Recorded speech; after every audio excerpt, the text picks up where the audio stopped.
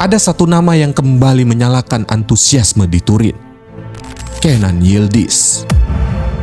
Seorang gelandang serang modern yang memadukan keanggunan, intensitas, dan kecerdasan bermain. Itu kombinasi yang langka dan selalu bernilai tinggi di level elit.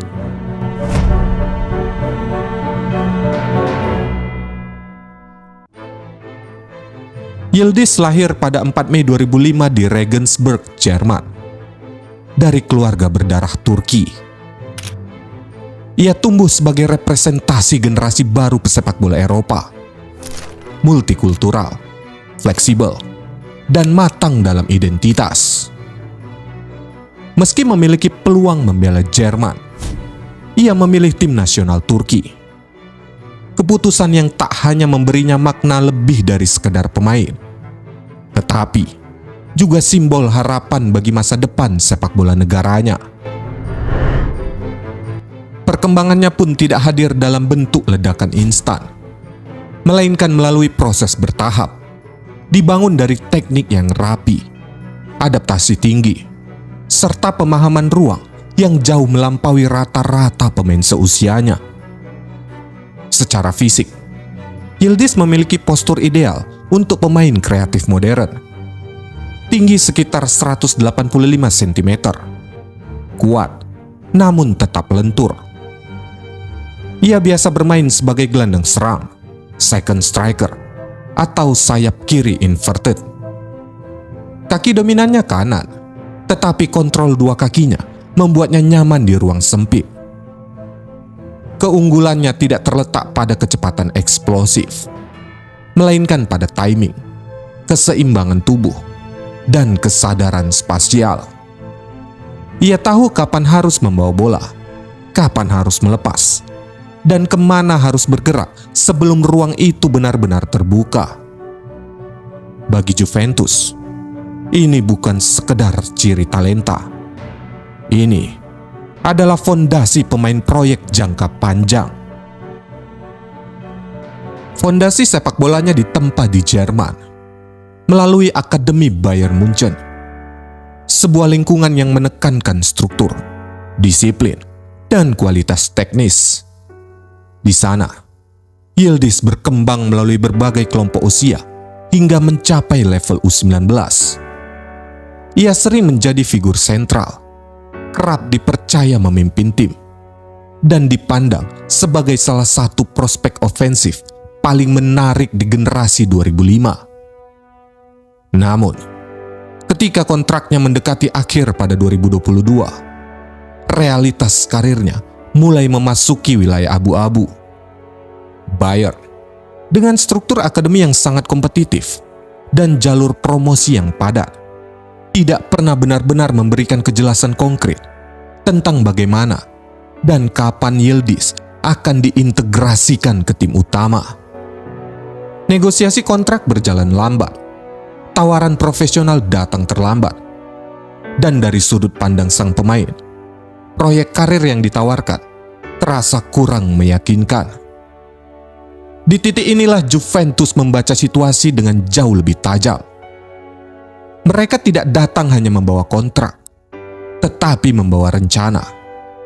Yildiz diamankan secara gratis, dimasukkan ke tim Primavera, dipercepat ke Juventus Next Gen, dan dengan cepat diproyeksikan menuju tim utama. Yang ditawarkan bukan hanya menit bermain, tetapi kejelasan peran, bahwa ia dipandang sebagai pusat kreativitas masa depan klub. Di Turin, Yildiz bukan hanya berkembang sebagai pemain, tetapi sebagai otak permainan. Sistem pembinaan taktik yang detail, ekspektasi yang jelas, dan kepercayaan yang nyata mengubahnya dari sekedar prospek menarik menjadi aset serius. Dalam waktu singkat, ia bukan lagi sekedar talenta muda. Ia menjadi simbol proyek. Dan dari titik inilah, cerita Kenan Yildiz di Juventus benar-benar dimulai.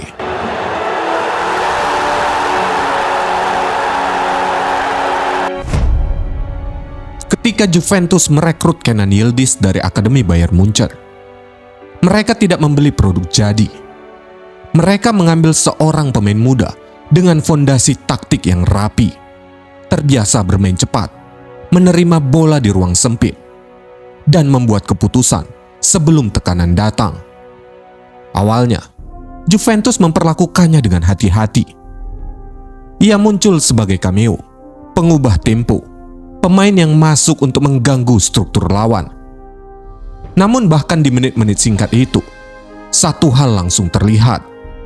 Dia nyaman menerima bola dan tak butuh sentuhan tambahan untuk menghadapi gawang.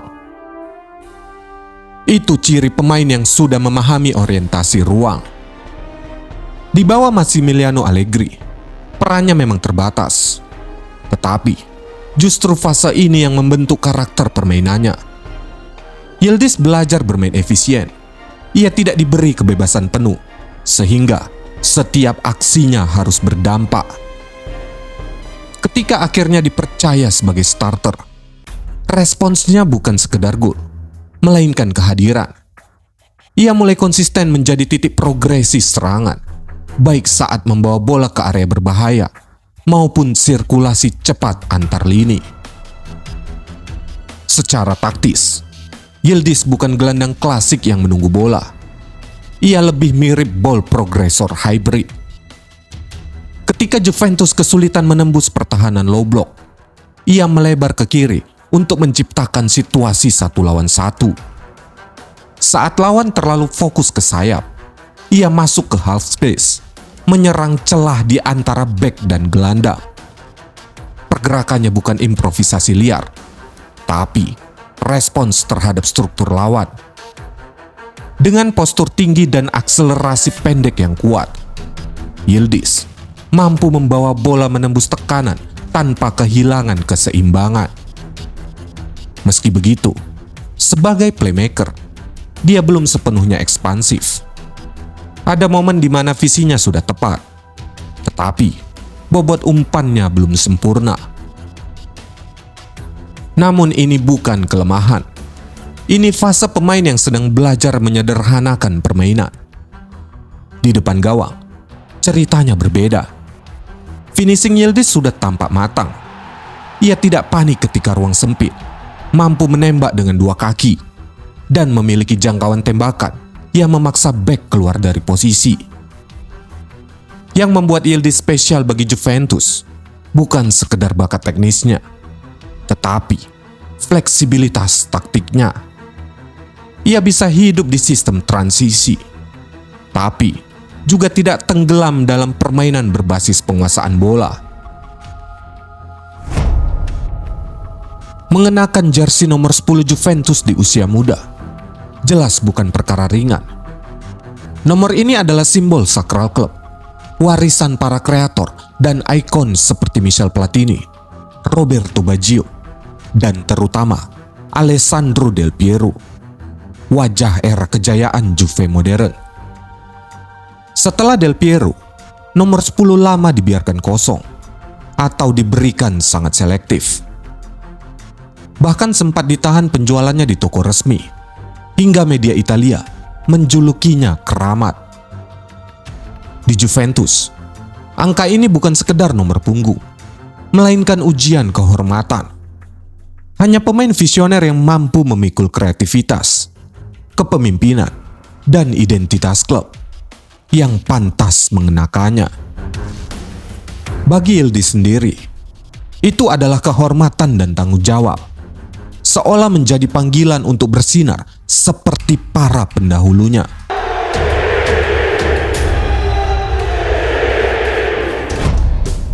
Di panggung internasional, perannya tidak berubah. Ia tetap relevan. Bersama tim nasional Turki, Yildiz tidak tampil sebagai eksperimen. Dia langsung memberi kontribusi nyata, menjadi penghubung, progresor, dan pengambil keputusan. Golnya ke gawang Jerman dan pujian dari Vincenzo Montella menegaskan satu hal sederhana. Kecerdasan bermain Yildiz bersifat portable. Ia tidak bergantung pada satu sistem atau satu liga.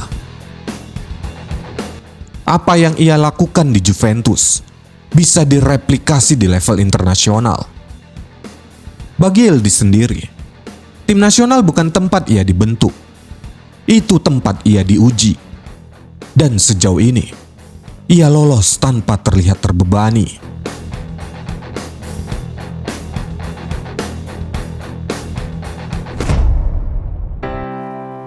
Pada akhirnya, kisah Kenan Yildiz bukan tentang seorang remaja yang kebetulan memakai nomor 10 Juventus. Ini tentang cara sebuah klub membaca masa depan dan cara seorang pemain muda memahami sepak bola sebagai bahasa ruang, bukan sekedar aksi. Nomor 10 di punggungnya tidak menuntut ia menjadi Del Piero berikutnya, melainkan menuntut satu hal yang lebih sulit, menjadi dirinya sendiri tanpa mengkhianati warisan. Yildiz belum sempurna, dan justru disitulah maknanya. Juventus tidak sedang mencari jawaban instan. Mereka sedang membangun orientasi. Dan selama Yildiz terus membaca permainan dengan kepala setenang ini, nomor 10 itu tidak akan terasa terlalu besar. Karena ia tidak berusaha menguasainya, tapi memahaminya.